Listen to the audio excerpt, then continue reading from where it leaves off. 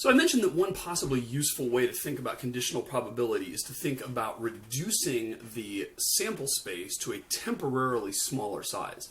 So when you first have your prior probability, you're thinking in terms of anything in omega could happen. What's the probability of various things happening? But then the conditional probability says part of omega is off limits because you know that that part is excluded, didn't happen. And so the remaining probability really becomes your denominator. So let's think that through and kind of draw a picture to kind of get our head around that. So let's say you met a random person at the street, in the store, or something like that, right? What is the probability that they'd be pregnant, do you think? What's the probability that your random person that you just select is pregnant? I don't have numbers on this. Let's make up a number. Let's say it's 2% chance, okay, 0.02. So that would mean 1 out of every 50 people would be pregnant. I don't know if that's even in the ballpark, but let's just say it is, right? All right, so our prior probability is 2%. Now, what is the probability that they're pregnant if they're male?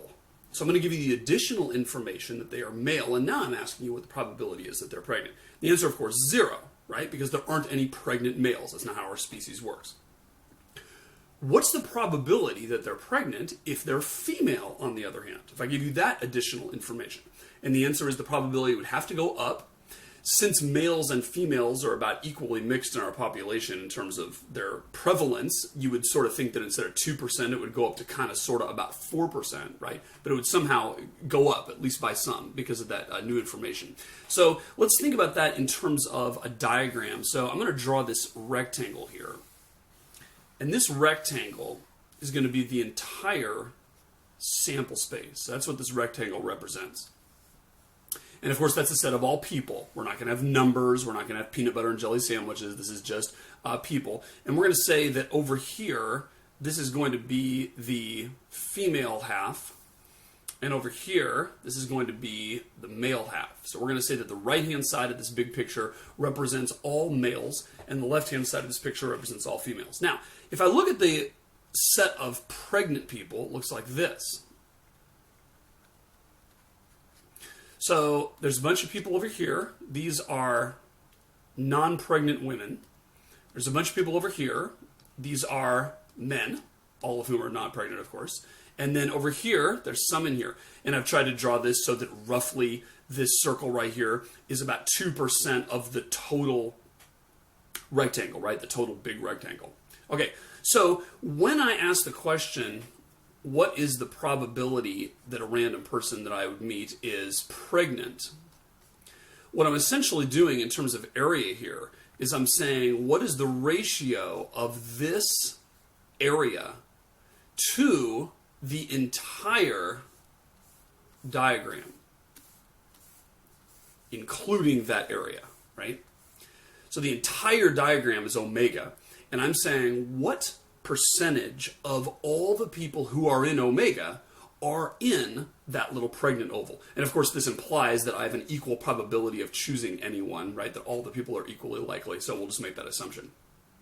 All right, that's the baseline prior probability of someone being pregnant. Now, if I ask what's the probability of being pregnant given that the person I'm talking to is female, essentially what that does is it restricts the focus from the big rectangle to just the left-hand side rectangle. So now what I'm asking is, what is the mass, or what is the area of this little, oval to just this left half, including, of course, the oval itself. And you can see that even though it's still small, only 4% of people or whatever, or excuse me, only 4% of women that we might meet are pregnant, it's nevertheless higher than the ratio of that same oval is to the entire thing, right? Because I've basically decreased the denominator by half. I'm only dividing by half as many potential people, therefore the probability is going to go up. Okay? And then similarly, if I say what's the probability that a random person I would meet is pregnant, given that they're male, now I'm saying what is the ratio of the intersection between the pregnant people and the male half to just the male half.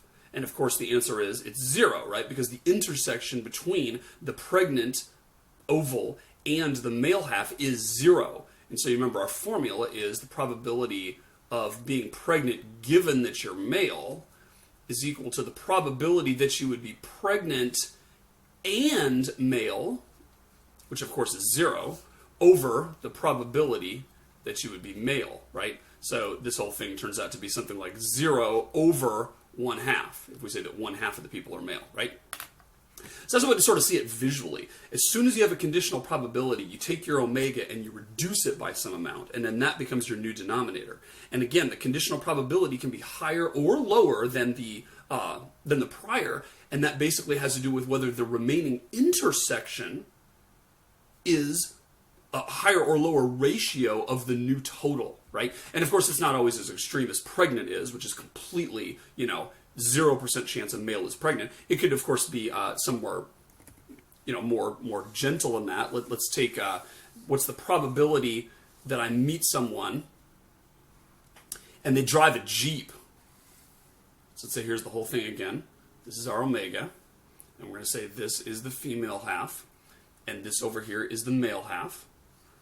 Now, let's say, and I'm stereotyping here, but it's probably true, that more likely than not, if you're a Jeep driver, you are male. Okay? So in that case, here's what the oval would look like. It would partially overlap this middle line, because we're saying there are some female Jeep drivers. It's just that there are more male Jeep drivers. And so there's more males on this half, right? And of course, there's lots of people of both sexes that do not drive Jeeps at all. So that's what it looks like. So if I say, what is the probability that you drive a Jeep? That's the ratio of this oval to the entire thing, right? Now, if I say, what's the probability that you drive a Jeep given that you're male? That would be the ratio of just this part of the oval, not including the female half, to this entire male half, right? Because that's the probability of Jeep intersection male, which is this part right here that I've hash marked, divided by the probability that you're male, which is the whole right half. And then if I say, what's the probability that you're a Jeep driver given that you're female, that would be the ratio of this little area to this entire female thing. And so you can tell that the ratio of this right-hand side to the males is going to be higher than the ratio of the left-hand side of the females. And in fact, the ratio of the right-hand side to the males is going to be greater than the ratio of the whole oval to the whole rectangle. And that's simply because I have a larger percentage of it on the right-hand side, and so it's going to work out like that, right? So it's kind of a helpful way, I think, to sort of visually think of these things. Let me do another example and draw another little visual picture here for you. Let's say we're talking about the NBA, and we're going to ask ourselves the question, who is the MVP of the NBA going to be declared to be? Because the voting is going to come out next month, maybe, and we're kind of interested. We're a sports reporter. We want to get a scoop, want to get a jump on the story, and kind of figure out, who we think the MVP is going to be. Okay, so there's a lot of talk in the media, and people are saying, who are they going to vote for? And there's some sort of speculations here and there, and it comes about, as we talk to people, that there are really 4 candidates who are really being talked about seriously for this prize, okay? And we're going to say one of them here is LeBron James. One of them here is going to be Kevin Durant. One of them here is going to be Kobe Bryant. And one of them down here is going to be Dwayne Wade. If you don't know any of these people, that's fine. It's not important. But these are sort of the 4 people that are kind of in the running, at least according to the conventional wisdom. And we're going to say that the prior probabilities here, are 0.6 for LeBron, because he's had a fantastic year, and he's also won it a couple times before, so we know that the voters like to vote for him. Kevin Durant is going to say 0.1, so not quite as likely. Dwayne Wade, we're going to say is 0.1, and then Kobe Bryant, we're going to put at 0.2, right? Okay, so this passes our sanity check, because if you add all this up, it adds up to 1. I'll leave that as an exercise for the reader. Now, maybe we're interested not just in what exact person is going to be chosen, but we're interested in some other aspects, like what position they play or what team they play for. Okay, so I'm going to add a couple of lines here, and these are going to indicate sets. I'm going to draw a circle or an oval, that overlaps those two right there. And this is going to be my H circle, because H includes players from the Miami Heat. Yes, that's actually their name, the Heat. And that's a basketball team, and LeBron James and Dwayne Wade both play for. Then I'm going to draw another little circle here. I'm going to draw it just including Kobe, and I'm going to label that L, because L is the Los Angeles Lakers, a famous team who Kobe plays for. And another set I'm going to make is I'm going to draw a line around these two players, and I'm going to label that set F, which stands for forwards. If you don't know anything about basketball, that's just one of the positions that you can play in basketball. It means you stand on a certain position on the court, essentially. Forward, usually a taller player than a guard, is going to be this oval right here. So this is going to be G, and that's going to be G, which is the set of guards. All right, so I've got 4 different sets. They intersect in non-trivial ways. Not everyone is in a green set. Kevin Durant is not, because I just happen to have chosen to mention his team. Every person, as it happens, is a member of a red set, but that's not necessarily important either, right? All right, so let's do some little thinking here. What if I ask you, what's the probability that a guard wins the MVP? And the answer is going to be 0.3.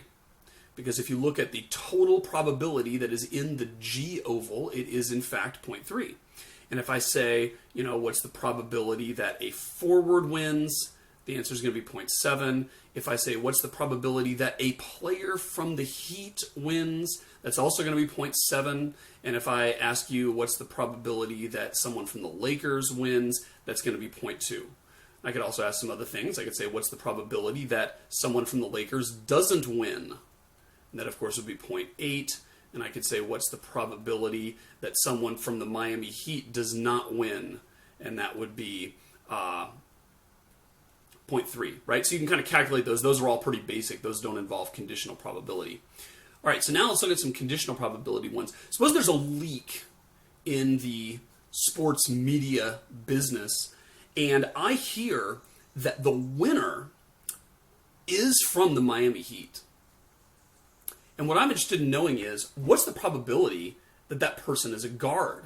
What's the probability that the winner of the MVP award is a guard, given that I've heard and have privileged information that that person is a member of the Miami Heat? And the way you figure that out is simply you say, well, what's the probability that the winner would be a guard and a member of the Heat, and divide that by the probability that they would be a member of the Heat.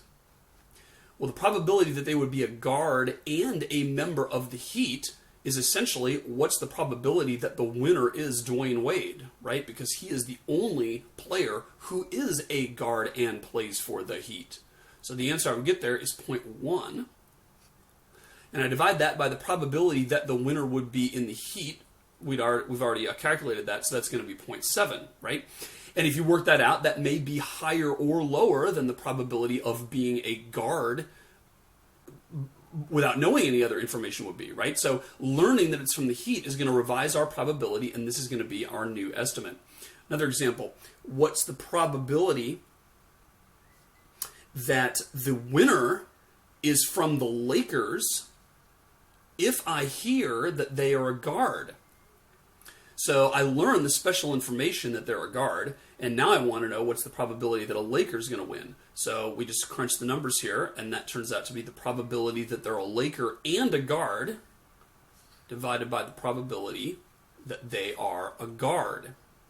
Which does seem weird, by the way. This denominator always has seemed counterintuitive to me, because you're saying, why would you divide by the probability that they're a guard given that you already know they're a guard, right? That was part of the special information we have. So it seems weird to use that in a calculation. But essentially what you're doing is you're saying, divide by the probability that they would have been a guard given what I knew to begin with. And so it just kind of works out that way. But so what I'm going to get now is the probability of them being a Laker and a guard is 0.2. Notice that's the same as the probability of them being a Laker just without any information, right? And that's not wrong because the probability of being a Laker is 0.2. The probability of being a Laker and a guard is also 0.2, and that's because we don't have anybody but guards on the Lakers. So the fact that that works out to be the same thing is not an indication of error. It's just, that's what it is. And then we're going to divide by the probability of being a guard, which is going to be 0.3. So you can eyeball this and tell that that's going to be 2/3, which is about 66%. So this is a case where our estimate radically changed, right? Because we started off and we said, wow, the probability that they're going to be a guard is only 0.3. That's really not that likely. I mean, there's a heck of a lot more probability mass, as they say, in the forwards, because that big,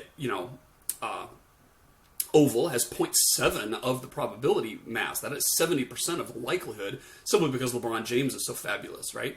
But as soon as we learn that a guard has won, that takes us out of the realm of the left-hand oval. And now we are squarely in this oval. And now we say, well, now, if we know that a guard wins, then heck, the probability that Kobe wins, is a heck of a lot higher than the probability of Kobe and Dwayne, one of those two, winning, given that we know nothing else. And so that radically revises our estimate up, right? And you can figure out all kinds of other things here. You can figure out what's the probability that someone from the Heat wins, given that a guard won. What's the probability that someone from the Heat didn't win, given that they weren't a forward, right? And it's just a matter of crunching the numbers and going through all the different things. And of course, there are cases where we will end up pegging to 0 or 1, right? What's the probability of being a guard if we know that a Laker won? Well, the probability is 1, right? Because if a Laker won, then that means it must be Kobe, and Kobe is a guard. Therefore, the probability of a guard given Lakers is going to be 1. However, what's the probability of Lakers given forward? If we know that a forward wins, what's the probability that it was a Laker that won? 0. And that's because there aren't any forwards present on the Lakers, and therefore it works out to come out to 0. So again, the conditional probability can be revised up or down, and it's just a matter of saying, now that I know only this is in play, what percentage of that total is the event that I'm interested in?